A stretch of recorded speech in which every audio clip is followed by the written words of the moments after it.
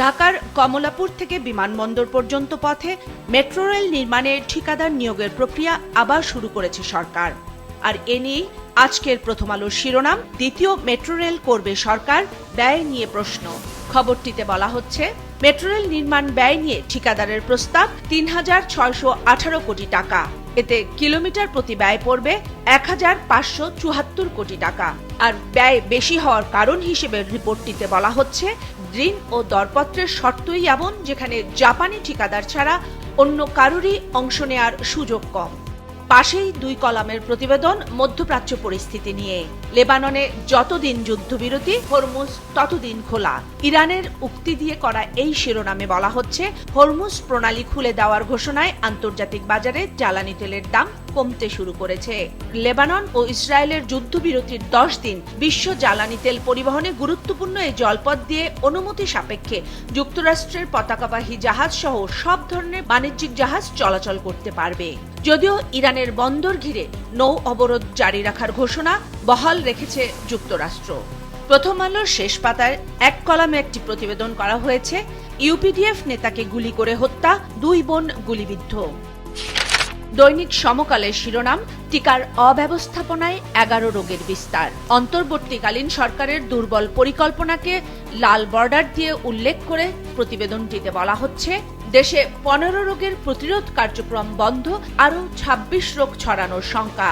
ওষুধ খাওয়ানো বন্ধ, কৃমি সংক্রমণ ফেরার শঙ্কা। ম্যালেরিয়া, ডেঙ্গু ও চিকুনগুনিয়া এবছর আরও বেশি বাড়ার ভয়। গতকাল রাতে প্রধানমন্ত্রী উদ্বোধন করেছেন এবছরের প্রথম হজ যাত্রার ফ্লাইট। আর এ নিয়েই প্রতিবেদন করা হয়েছে পত্রিকার প্রথম পাতার দ্বিতীয় ভাজে। হজ যাত্রা শুরু, এবার ফ্লাইটে গেলেন 419 জন। আগামী 21শে মে হজ পূর্ব ফ্লাইট শেষ হচ্ছে। আর উদ্বোধন অনুষ্ঠানে প্রধানমন্ত্রী জানালেন, এবছর হজ যাত্রায় সরকার খরচ কমিয়েছে 12,000 টাকা। আর ধর্মমন্ত্রী বললেন, আগামী বছর আরও সমন্বয় করা হবে হজ যাত্রার খরচে। দৈনিক সমকালের শেষের পাতায় গুরুত্ব দিয়ে ছাপানো হয়েছে একটি প্রতিবেদন। জাতিসংঘের তথ্যের বরাত দিয়ে প্রতিবেদনটির শিরোনাম করা হয়েছে, সাগরে 1 বছরে 900 রোহিঙ্গা নিখোঁজ। 2025 সাল ছিল সমুদ্রপথে রোহিঙ্গাদের জন্য ইতিহাসের সবচেয়ে ভয়ঙ্কর ও প্রাণঘাতী বছর। খবরটিতে জাতিসংঘের UNHCR এর বরাত দিয়ে বলা হচ্ছে, চলতি বছরও এই মৃত্যুর মিছিল অব্যাহত থাকবে। দেশে গত 3 মাসে 14% বেড়েছে হত্যাকাণ্ড। আর এই পরিস্থিতিকেই গুরুত্ব দিয়ে একটি 2 কলামের বিশেষ প্রতিবেদন করেছে দৈনিক যুগান্তর। শিরোনাম, আইন শৃঙ্খলা পরিস্থিতি নিয়ে জনমনে শঙ্কা। খবরটিতে বলা হচ্ছে, পুলিশ সদর দফতরের তথ্য অনুযায়ী 2025 সালের প্রথম 3 মাসের তুলনায় 2026 সালের প্রথম 3 মাসে দেশে হত্যাকাণ্ড বেড়েছে 14%। হরমুজ প্রণালী খুলল, রওনা দিল বাংলার জয়যাত্রা। মধ্যপ্রাচ্য যুদ্ধ পরিস্থিতি নিয়ে করা প্রতিবেদনটিতে বলা হচ্ছে, ইরানের বন্দরে অবরোধ অব্যাহত থাকবে বলছেন ট্রাম্প। বিশ্ববাজারে 13% পর্যন্ত কমেছে জ্বালানি তেলের দাম। আরব আমিরাতের বন্দরে বহির্নোঙরে থাকা বাংলাদেশি জাহাজ MV বাংলার জয়যাত্রা এই প্রণালী দিয়ে রওনা শুরু করেছে। জাহাজটিতে বাংলাদেশে আনার জন্য প্রায় 37,000 টন সার রয়েছে জ্বালানি তেলও। হামের রোগী নিয়ে বিপাকে অভিভাবক, ঢাকার বাইরে চিকিৎসা ব্যবস্থা বেশ নাজুক।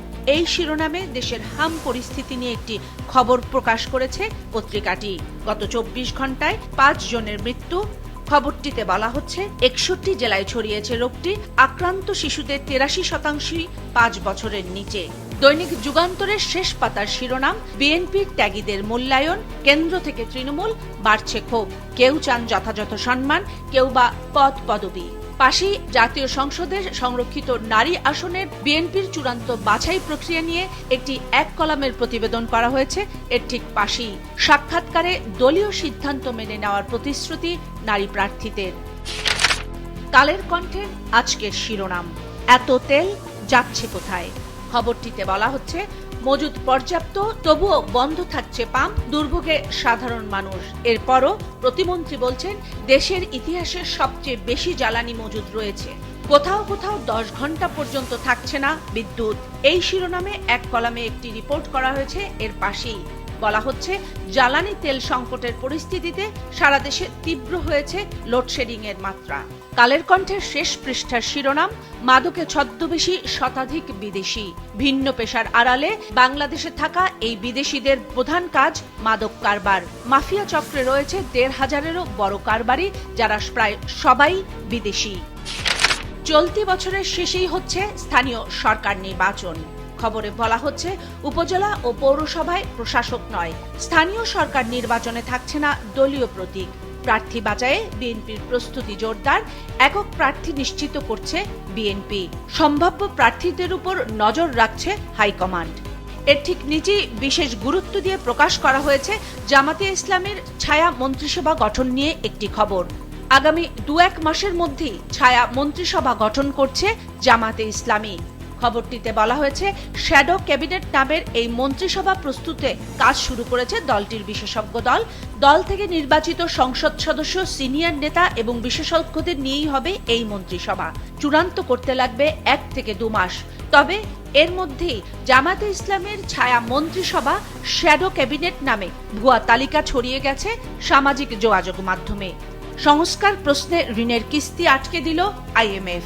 এই শিরোনামের প্রতিবেদনটিতে বলা হচ্ছে, রাজস্ব ও ব্যাংক খাত সংস্কারের প্রত্যাশিত অগ্রগতি না থাকায় বাংলাদেশের জন্য নির্ধারিত ঋণের পরবর্তী কিস্তি স্থগিত করেছে আন্তর্জাতিক মুদ্রা তহবিল আইএমএফ।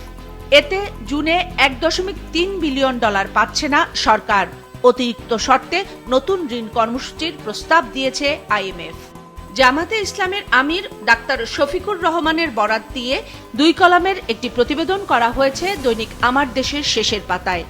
আলোচনা করতে চাইলেই সরকার লুকোচুরি করে অভিযোগ করেছেন বিরোধী দলীয় নেতা ও জামায়াতে ইসলামীর আমির ডাক্তার শফিকুর রহমান।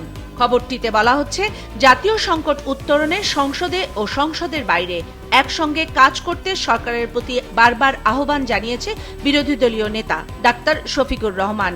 এসব বিষয়ে কথা বলতে চাইলেই বিভিন্ন পন্থায় তা এড়িয়ে যাচ্ছে সরকার। সম্প্রতি আন্দামানের ট্রলার ডুবি হয়ে নিখোঁজ হয়েছেন 273 জন, যেখানে বাংলাদেশের কক্সবাজারের বাসিন্দা রয়েছেন অন্তত 100।